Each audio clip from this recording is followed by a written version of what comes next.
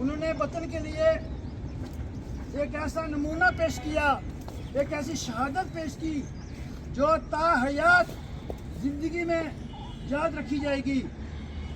और देखो, उन्होंने वतन के लिए जो कुर्बानी दी है, एक तो वतन के लिए वो शहीद हुए हैं। अल्लाह तबारक तआला ने उनको बहुत रुतबा अता फरमाया। सुभान अल्लाह कह दो।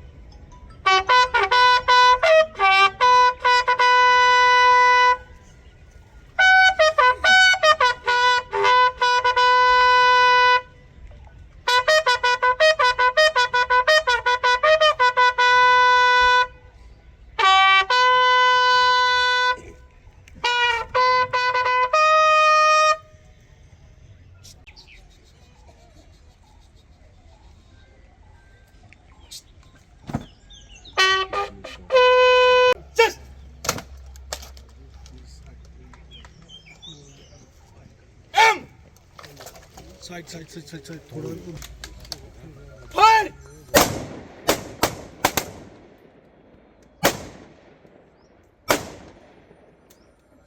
हरकत।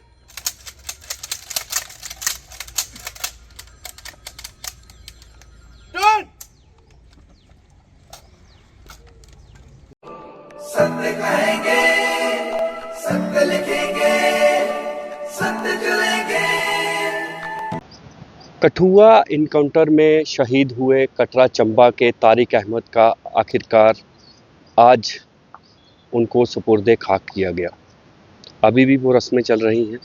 आप ये पीछे देख सकते हैं कि किस प्रकार लोगों का जहाँ पर हुजूम है और सभी जो अंतिम राइट्स, जो लास्ट राइट्स जो होते हैं, उसमें आज चाहे हिंदू हो चाहे मुसलमान हो, बहुत सारे गांव के लोग यहाँ पर आए हुए हैं और यहाँ पर तारिक अहमद को नम आंखों से विदाई दे रहे हैं।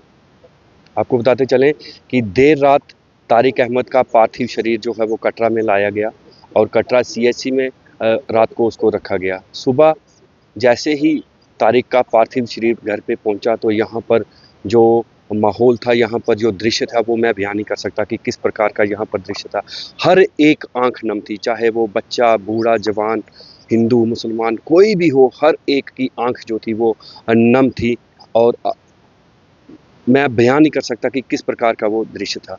अभी तारिक अहमद को पूरे सम्मान के साथ जो है वो सुपुर्दे खाक किया गया, नमाज़े जनाजा पढ़ा गया, बंदूकों की सलामी दी गई, पुलिस के बड़े बड़े अफसरों से लेकर नेताओं तक यहाँ पर आए थे और सभी अफसरों और नेताओं ने यहाँ पर जो है श्रद्धांजलि दी। रविंदर रैना, जुगल किशोर शर्मा एमपी, बलदेव राज शर्मा एमएलए, उसके साथ एक्स एमएलए अजय नंदा और बहुत सारे नेतागण जो थे हर एक पार्टी के यहाँ पर आए और उन्होंने भी यहाँ पर तारिक अहमद को श्रद्धांजलि दी। इसी के साथ साथ पुलिस के आला अफसर डीआईजी रियासी उधमपुर रेंज के रईस भट्ट, वो भी यहाँ पर आए थे।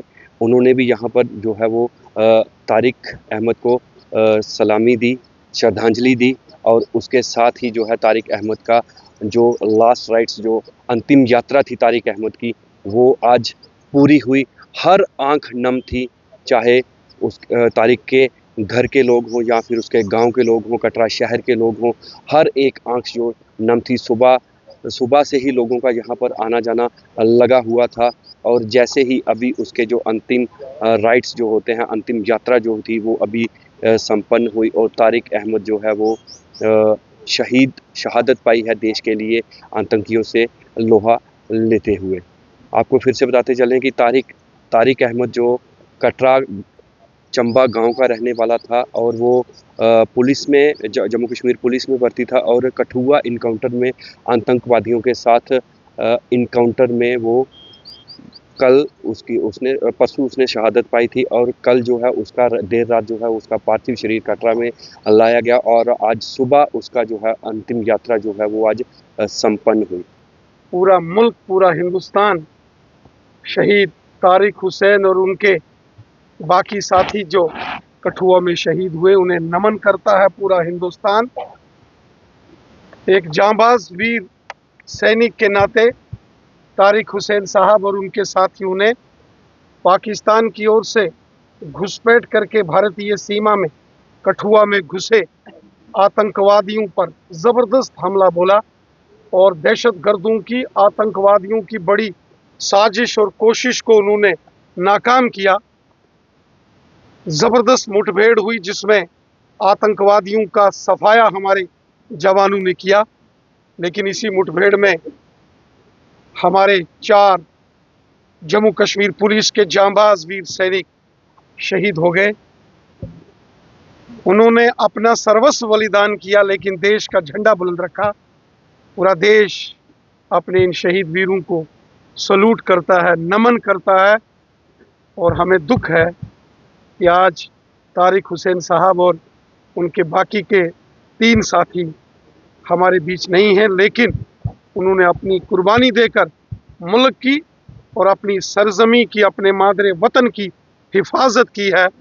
इसलिए पूरा मुल्क उन्हें नमन करता है। आतंकवादी हमला हुआ जिसमें उस हमले को नाकाम कर दिया गया और हमारे तारिक हुसैन जो पेंसिल चंबा कटरा के रहने वाले थे, उन्होंने अपनी शहादत दी।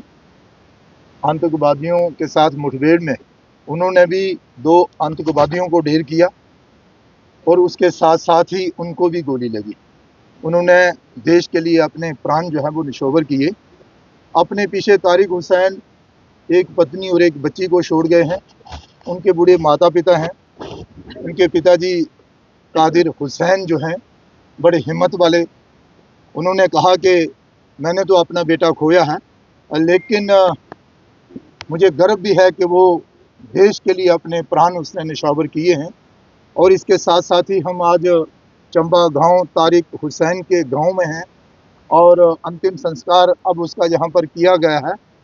और उसके साथ साथ ही और जो उसके साथी जिन्होंने अपनी शहादत इस देश के लिए दी है, जम्मू कश्मीर के लिए दिया है, जम्मू कश्मीर की जनता के लिए दिया है, उसको आज पूरा देश, पूरा जम्मू कश्मीर जो है वो श्रद्धांजलि अर्पित कर रहा है। और वो अपनी कमियों को, अपनी कमजोरियों को छुपाने के लिए जम्मू कश्मीर में आतंकवादियों को भेजता रहता है, घुसपैठ करवाता रहता है।